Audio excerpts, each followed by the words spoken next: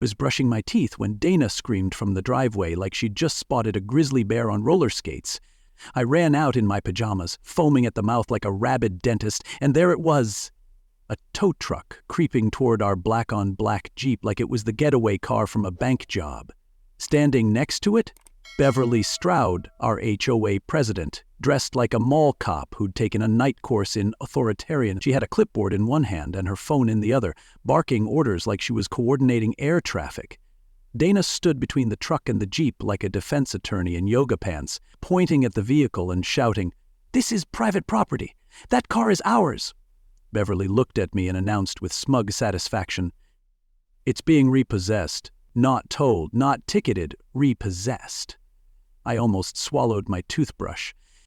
Leave a comment below and tell us where you're tuning in from. If you're into wild, twisty, true-feeling stories packed with poetic justice and just enough HOA drama to spike your blood pressure, go ahead and smash that subscribe button.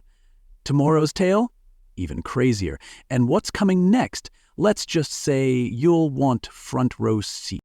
Dana's face could have melted aluminum, but her voice stayed calm and slicing. "Sir," she said to the tow truck driver, "this vehicle is registered to us. It's insured. It's not abandoned. You touch it, you're on the hook for damages, and I will subpoena every bolt on that truck." The driver blinked like a man waking up in the wrong movie. Beverly, meanwhile, waved her clipboard with such confidence I half expected her to sprout wings and declare herself suburban royalty. She repeated, "It's a non-compliant vehicle. It's got oversized tires, tinted windows, and aggressive decals." I blinked again. Aggressive decals? It had a dealership logo and a pine-scented air freshener. Beverly was clearly out of her depth, but sailing full steam ahead into petty tyranny. What she didn't know, what made this showdown so deliciously stupid, was that Dana and I owned the dealership the Jeep came from. That car wasn't just ours. It was technically inventory, and Beverly was about to step into a whole different genre of problem. I called Reggie, our general manager and resident chaos enthusiast. "Bring the title folder," I told him, "and the inflatable Jeep balloon." He didn't even ask why. Dana, meanwhile, tried to buy us time. She offered the tow driver a donut and asked if he wanted to see the registration. He looked over at Beverly, who was mid-screech with someone on speakerphone, probably her friend Barb from the HOA Wine Club pretending to be compliance enforcement. Dana pulled him aside and said, soft but firm, "That Jeep is part of our executive demo program, registered, tracked. If you touch it, you're stealing corporate property." He stepped back like the Jeep had started glowing.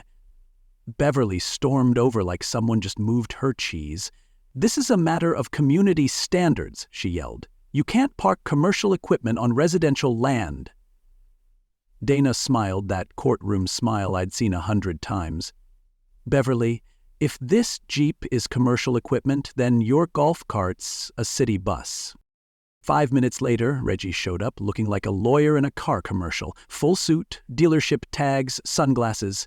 He opened the truck bed, pulled out a stack of folders, and handed Beverly a laminated title document with our business logo on top. "Registered to Walker Automotive Group," he said. "Legal property of the dealership." Beverly blinked. Reggie flipped another page. "Also, here's a cease and desist letter from our counsel. If you interfere with our inventory again, we will pursue legal action for attempted theft and HOA overreach." She started to stammer something about neighborhood dignity when Reggie pulled out the piece de resistance, a 6-foot banner that read, "Meet our newest off-road icon. Test drive today at Walker Automotive." It had a cartoon Jeep flying over a mountain and Dana's name on a tag labeled Executive Dem. The tow driver actually gave a little thumbs up, tossed his gloves in the cab, and packed up faster than a magician closing a birthday party. Beverly stormed back to her house like someone had just canceled HOA brunch. Now, a sane person might have paused, reflected, maybe Googled executive demo inventory, but not Beverly. She believed in doubling down, and we'd seen it before. This wasn't our first HOA rodeo. For months, she'd nitpicked us over mailbox height, lawn edging, and the shade of our mulch. Yes, our mulch. But this? Trying to seize a vehicle on legal property? This was new territory, and Dana, bless her strategic heart, was already 10 steps ahead. That night, as we sat on the porch sipping coffee while the Jeep gleamed under the streetlight, Dana said, "She thinks this is about a car." I nodded, but she just declared war. And in that moment, I didn't see a Jeep in our driveway. I saw a line drawn in gravel, with one side labeled Petty HOA Control and the other People Who Read the Rules Too. We didn't plan to fight back, we planned to end it, legally, publicly, and with style. Because Beverly had no idea the engine she'd just tried to tow wasn't a vehicle, it was a revolution on 4 wheels. And it had just shifted into drive. We didn't even have time to finish our victory coffee before Beverly struck again. The very next day, we found a letter duct-taped to our front door like a bad ransom note, complete with the HOA seal printed in Comic Sans and enough legal buzzwords to make a paralegal wince. The letter accused us of operating an unlicensed business from our driveway, claimed the Jeep violated commercial aesthetics, and warned us of potential fines under HOA Code 9.3. Dana held it up like it was a punchline. "She's trying to charge us rent for parking in our own driveway," she said. "What's next? A sidewalk tax?" Beverly had done what small-minded tyrants do best, double down. But what she didn't realize was that while she was busy weaponizing font choices, Dana was quietly gearing up for war. With receipts. We poured wine and started a new file that night, labeling it Beverly, the Sequel. Inside went every letter, every note on our mailbox, every HOA newsletter where she hinted at community values under siege. Dana began building a timeline, a meticulous roadmap of pettiness, overreach, and what I can only describe as neighborhood-grade narcissism. The woman once cited us for mulch discoloration, so it wasn't a stretch to believe she'd try to rewrite the HOA manual just to punish our tire treads. And sure enough, buried in the bylaws was a vague clause Beverly had pushed through just last year about vehicles with promotional intent. The language was so broad, you could use it to ban bumper stickers. Dana compared it to outlawing soup because someone once choked on a crouton. And the more we read, the clearer it became. This wasn't about rules, it was about control. But viewers should stick with us, because this was the part where we stopped reacting and started investigating. I filed a formal request for the HOA board meeting records under our homeowner rights. I worded it like I was asking for the time, but with enough legal precision to give Beverly heartburn. Her reply was a masterpiece of stall tactics. Due to current volume, board records may take 2 to 3 weeks to retrieve. Volume? There were 57 homes in the neighborhood and the board met once a month, usually over wine and hummus. Dana smirked. She thinks if she drags her feet long enough, we'll give up. What Beverly didn't know was that we weren't in this for the Jeep anymore. We were in it for everyone who'd ever had to repaint a mailbox because a lady with a measuring stick said the hue was too cheerful. We weren't just fighting for our right to park. We were fighting HOA madness, one passive-aggressive memo at a time. Meanwhile, Beverly kept trying to rally support like a general with no army. We heard from one neighbor that she'd sent out a community alert email warning about commercial creep threatening our quiet suburban fabric. I almost printed it and framed it. Dana read it aloud in a faux British accent over dinner. "The barbarians are at the cul-de-sac, darling," she said, lifting her wine glass. But buried under the absurdity was something dangerous. Beverly was setting a narrative. If we didn't counter it fast, the board might start seeing us as actual offenders instead of her latest target. That's when Dana had the idea. A full homeowner compliance audit, but on them. If Beverly was going to accuse us of violating rules, we were going to fact-check every vote, every amendment, every line of fine print she had ever scribbled into that handbook, like a tyrant doodling in her diary. And that, my friend, is where things started to crack wide open. 3 days later, we received the first batch of HOA records thanks to a polite but firm email from our attorney's office. As soon as we opened the folder, we saw it. Rule amendments passed via emergency votes. Board approvals signed by 2 members who had moved out over 6 months ago, and a recurring phrase that made Dana spit out her coffee. Approved under Community Enhancement Authority. That phrase was the HOA version of, Because I said so. Turns out, Beverly had been pushing through cosmetic vehicle clauses, driveway usage restrictions, and signage policies without full board votes. She'd signed them herself using outdated rosters to fake quorum. It was like finding out your nosy neighbor had forged the neighborhood constitution using crayons and old block party flyers. But the best part? We hadn't even hit the biggest twist yet. That was still waiting in the driveway, shining under the streetlight, daring anyone to call it non-compliant again. So stay tuned, because the same Jeep Beverly tried to erase from the neighborhood was about to become the spotlight that revealed everything she was hiding behind that smug little clipboard. And if you thought that banner was bold, wait until you see what we uncovered next. And just when we thought Beverly's bluffing had peaked, we found something buried in the records that changed everything. Proof her clipboard wasn't just annoying, it might have been criminal. But that's a story for tomorrow. So hit that subscribe button, tap the bell, and leave a comment if your HOAs ever pulled a fast one. Trust me, you won't want to miss what we uncovered next. You ever get that feeling something's off before it makes sense? That was us staring at Kenny's Auto Recovery, a place that looked like it specialized in regret and rust. It sat behind a bent fence and a no trespassing sign that had seen better decades. But the reason we were there wasn't the decor. It was the fleet of suspiciously towed vehicles lining the back like a used car lot, curated by trucks, classics, lifted Jeeps, all tagged with those HOA stickers like silent protest flags. Dana pointed to a red Bronco. Didn't Brant own that one? I nodded. We weren't looking at a junkyard. We were looking at a pattern. One that started on our street and ended in this gravel lot. And suddenly it wasn't just about our Jeep anymore. It was about everyone who'd ever parked wrong, spoken up, or planted the wrong flowers and paid for it, without knowing who profited. Inside, Kenny looked exactly like you'd imagine a man nicknamed Clip would. Greased cap, stained shirt, a permanent frown like he'd just lost a bet to gravity. I told him my cousin got a notice from our HOA and was worried about getting towed. Kenny didn't blink. Tell him stay off the street. Karen's real strict. She calls, we pick up. Got a whole deal worked out with her. She's efficient. Dana stayed near the door, her face the perfect blend of polite and predatory. Bluetooth was rolling through the truck's open speaker, and every word Kenny said felt like another nail in Karen's petty little empire. I asked what kind of deal he had. He leaned in, proud. She flags him, I tow him, charge the usual, we keep it quiet. That's when I realized we weren't dealing with HOA enforcement anymore. We were standing in the foyer of a suburban side hustle. Clip wasn't just a tow guy. He was the middleman in a racket wearing work boots and a discount wrench belt. Back home, we dropped the audio, time-stamped the images, and spread everything across the table like a legal murder board.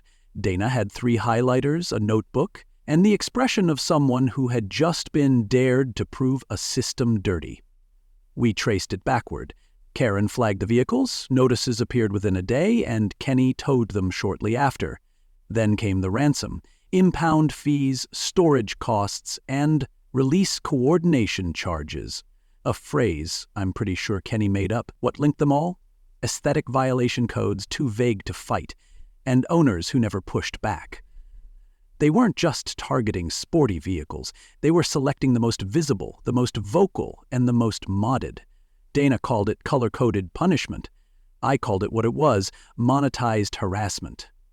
Karen didn't just invent rules. She monetized inconvenience and outsourced the dirty work to someone who thought due process was a customer service line.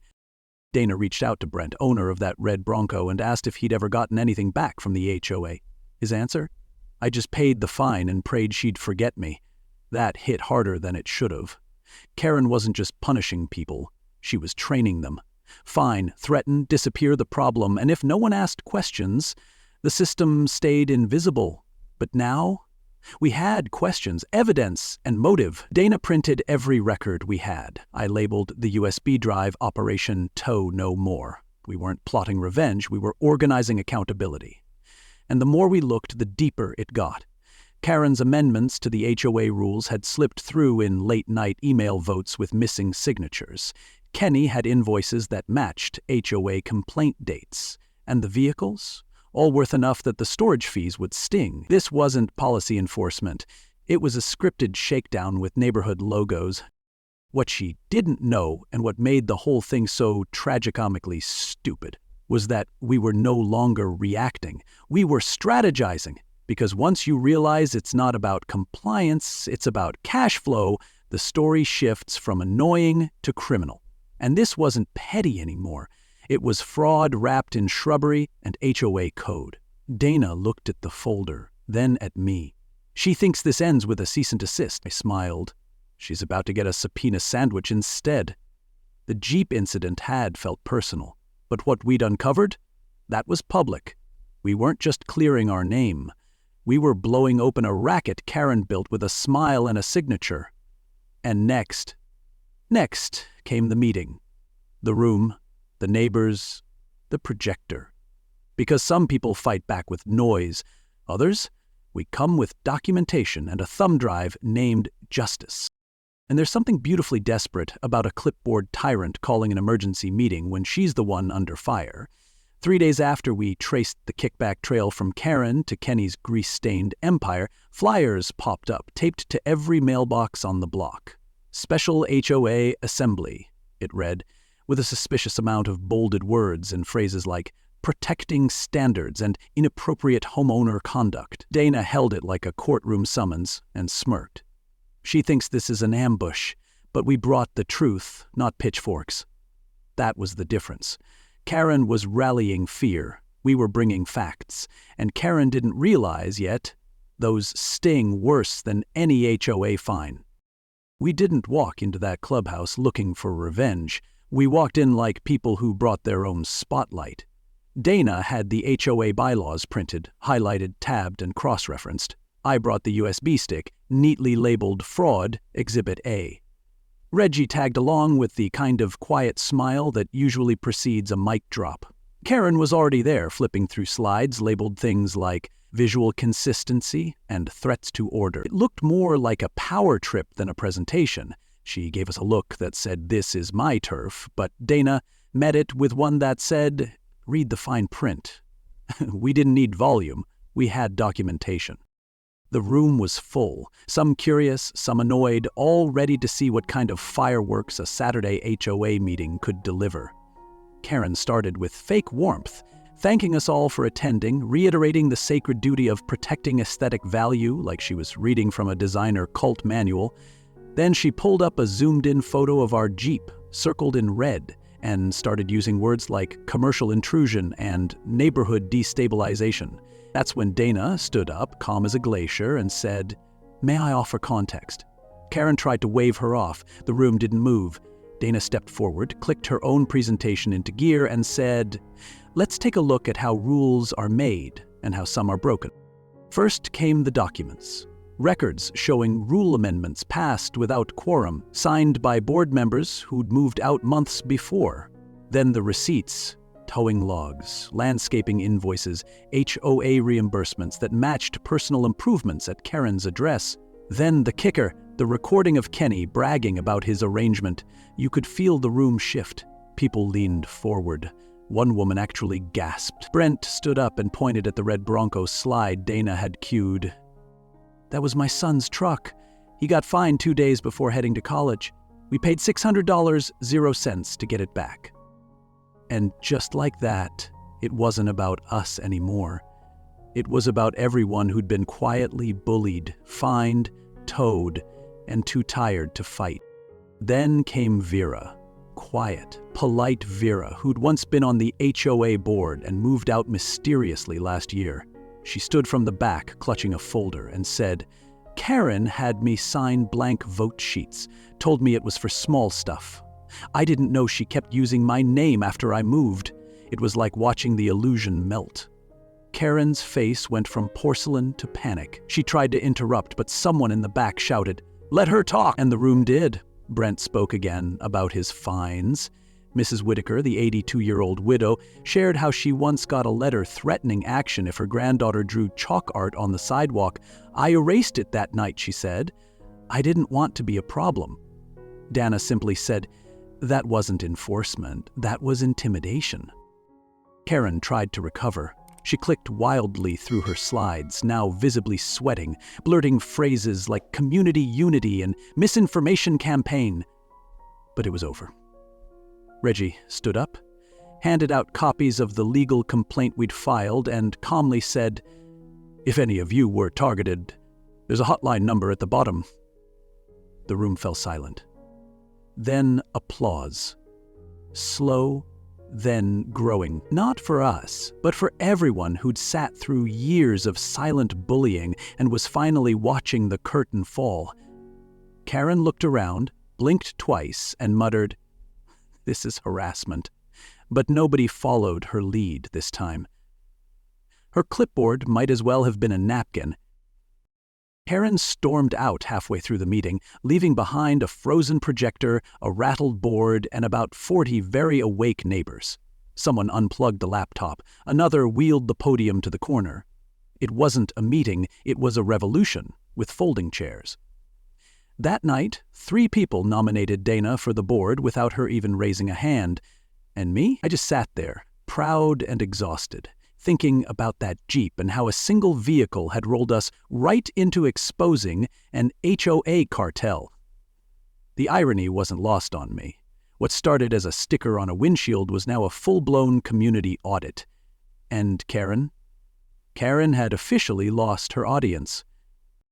But if you think this was the end of it, buckle up, because just when we thought the storm had passed, a new envelope landed at our door, certified, sealed, and dripping with legal drama. What was inside? Let's just say it made the Jeep fight look like foreplay. Subscribe now, because next, the lawyers take the wheel.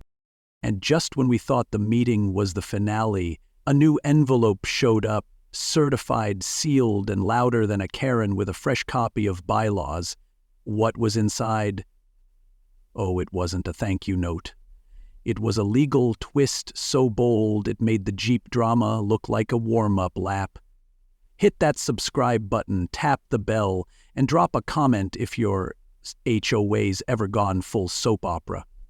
Trust me. What happens next? It's courtroom popcorn worthy. It showed up like bad news always does, certified envelope, stiff paper, and a return address that screamed someone paid way too much for bad advice. Dana opened it without flinching. Inside, a letter from a law office repping none other than Beverly. Apparently, the dealership decal on our Jeep was now considered unauthorized advertising. Under their oh-so-sacred HOA code, I half expected the next line to accuse us of running a black market car lot out of the driveway. Dana read it twice, sipped her tea, and said, "She's trying to bury us in legal glitter, shiny, irritating, and impossible to clean up." But see, Beverly had no idea Dana treats legal threats like Sudoku puzzles. Give her a claim and she'll hand back precedent, footnotes, and a politely sharpened dagger. Within 48 hours, Dana had drafted a response so crisp it could have been pressed with courtroom starch. She cited state signage laws, vehicle ownership statutes, and even a 2019 decision where a guy won the right to keep his plumbing truck, giant cartoon wrench and all, in front of his house. Dana's closing sentence: any continued harassment may constitute malicious legal abuse under State Statute 47.6c. It wasn't a reply, it was a mic drop with punctuation. Now you'd think that might shut Beverly down for a minute. You'd be wrong. 2 days later, flyers started showing up in everyone's mailbox again. Same old HOA fear pitch. Unauthorized branding threatens visual cohesion, and certain households may compromise community values. She didn't use our names. She didn't need to. That's when Mr. Howard Tran knocked on our door with a Rubbermaid tub the size of a toddler's wading pool. Retired accountant. Former HOA treasurer. Been around long enough to know where all the skeletons were, especially the ones filed under miscellaneous expenses. We took the tub into our dining room like we were handling radioactive truth. Inside? Stacks of old HOA reimbursements, many of them signed by Beverly herself. First thing Dana pulled out was a landscaping bill, $4,200, 0 cents, coded as community beautification. Only the work was done at Beverly's address. Next, receipts for sign replacements with item descriptions like custom engraved bronze, Unit 207, and there it was, the exact address where Beverly lived. The pièce de résistance? A $650, 0 cents charge labeled Vehicle Operations Consultation, dated 3 days before our Jeep was mysteriously deemed a threat to national security. Dana looked at me and said, "We're not just residents anymore. We're the audit committee now." We spent the next 3 hours sorting everything into piles, shady, shadier, and felony adjacent. Then we emailed it all to our lawyer, who replied with, "You just made my week." That's when Dana got serious. She pulled out her laptop, opened a blank document, and titled it Formal Civil Complaint Draft V1. It was game time. The charges? Misappropriation of funds, breach of fiduciary duty, procedural fraud. Dana even threw in malice via misuse of neighborhood trust, which our attorney clarified wasn't a real charge, but it felt good anyway. We gave Beverly 72 hours, 3 business days to resign from the board, repay the community, and issue a formal apology. Or we'd go public and legal. We even offered a settlement clause, signed and sealed, with dignity intact. But if you think Beverly was going to fold that easily, you don't know the power of denial mixed with garden-variety HOA arrogance. The countdown was on. And Dana sat at the kitchen table, flipping through meeting minutes with the calm of a lioness sharpening her claws on recycled paper. Strategy over rage. That's how you win wars in zip codes with lawn gnome restrictions. Beverly didn't just resign, she flounced out like the closing act of a one-woman HOA opera. 3 pages, double-spaced, signed in a flourish like she was leaving the White House, not a neighborhood council. She blamed toxic dissent and erosion of civility and, of course, targeted harassment by radical elements. That last one, by the way, was us. She stapled on a final line, "I pray the community finds its way back to respectability." Respectability. From a woman who used community funds to landscape her backyard and tow military veterans? The irony was so thick you could lay bricks with it. The neighborhood felt lighter, as if a humidity had lifted. Word spread fast, and by sundown, someone had already baked a sheet cake that said, "Ding dong, the chair is gone." Dana didn't gloat. She printed flyers for an emergency board election and put one on every door, including the mailbox of that neighbor who swore he didn't get involved. Election day rolled in, with more folding chairs than a church basement potluck, lemonade pitchers, chocolate chip cookies, and enough homemade signs to look like a PTA uprising. It was beautiful. When the votes were counted, it wasn't even close. Dana won unanimously. No contest, no drama, just a quiet wave of clapping and relieved nods. The moment was less about winning and more about restoring something we hadn't realized we'd lost: trust. One neighbor, old Mr. Billings with the vintage Ford, said, "It feels like the neighborhood came back to itself." Dana just smiled and said, "We don't need power. We need people who remember why we moved here in the first place." That line stuck with me, because she wasn't just talking about our block. She was talking about home.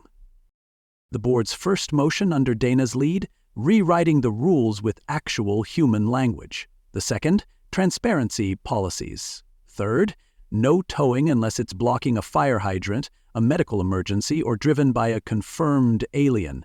Jokes aside, we built the new charter in the open, at folding tables, with coffee, kids running around, and everyone offering something: ideas, support, or a plate of ribs. The vibe was less HOA and more neighborhood block party with a budget. We weren't just cleaning up bylaws, we were cleaning up the emotional mess Karen left behind. And the Jeep? Still there, proud, shiny, legally parked, and maybe smirking a little. Funny how a vehicle became a monument. A local news crew picked up the story, then a national outlet, then chaos. Emails, phone calls, HOA horror stories from across the country. Apparently we weren't the only folks who got fined for parking crimes against humanity. Dana and I were invited to speak at a legal panel titled, "Your Driveway, Your Rights." We declined, but we did start something. Our dealership launched a campaign to support other families in HOA disputes. It wasn't about the Jeep anymore, it was about giving people a way out. We called it the Justice Edition. Same Jeep, but with a decal shaped like a magnifying glass over a set of bylaws. It was a little cheeky, a little petty, and entirely deserved.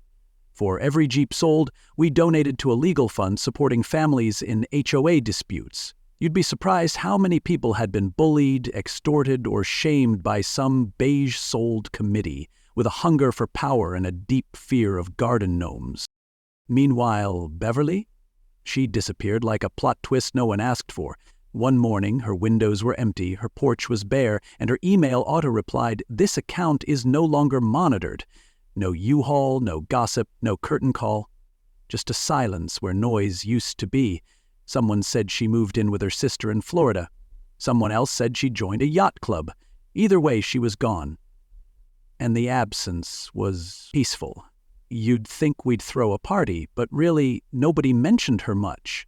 The drama had burned itself out. That fall, we hosted the first annual Jeep Night right in our driveway. Everyone came, even the guy who once called us visual clutter. We set up string lights, played classic rock, grilled burgers, and told the story to anyone who hadn't heard it, though by then it had traveled further than we ever imagined. A little girl brought her toy Jeep and said, "I want one like yours when I grow up, but with glitter." Dana winked and said, "Make sure it comes with a legal defense fund." The driveway Beverly tried to police became a landmark, not because of the Jeep, but because of what it stood for. Boundaries, yes, but also backbone, unity, and the idea that nobody, not even a clipboard dictator, can rewrite fairness just because they own a printer. Dana looked around that night and whispered, "She tried to take our spot, but we built the road." I still get goosebumps thinking about it, because sometimes justice doesn't come in a courtroom. Sometimes it rolls in on four wheels and parks itself right in the heart of your neighborhood. Justice wasn't a Jeep, it was the name we gave to courage with four wheels and one fed-up family. Justice was a clipboard getting snapped in half behind a barbecue pit. Justice was a neighborhood laughing again, together. Justice was one woman turning HOA threats into a civil rights campaign with a 20% down payment and good credit. And me?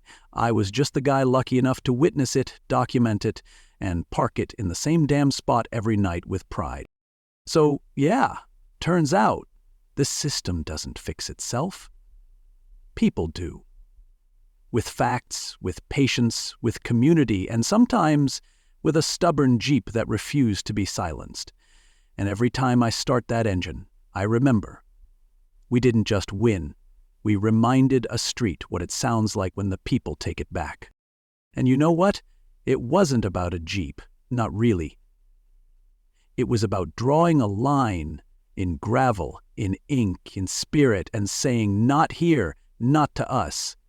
Dana didn't run for power. She rose to principle. She didn't outshout the system. She outsmarted it. And I got to see the moment a quiet woman turned a driveway dispute into a blueprint for dignity. This story, it wasn't just HOA drama. It was about what happens when everyday people stop backing down, when neighbors stop whispering and start organizing, when the truth outpaces intimidation and win. So if you've ever felt small in the face of paperwork bullies or clipboard tyrants, remember, courage doesn't always wear a cape. Sometimes it drives a Jeep, parks on its own property, and says, "I read the rules too." If this story made you laugh, nod, or think a little differently about what home really means, do me a favor, smash that like button, drop a comment about where you would draw the line, and subscribe so you don't miss what's coming next. Because trust me, the next story, let's just say, the HOA isn't the only thing about to get exposed. Justice isn't done, it's just getting warmed up.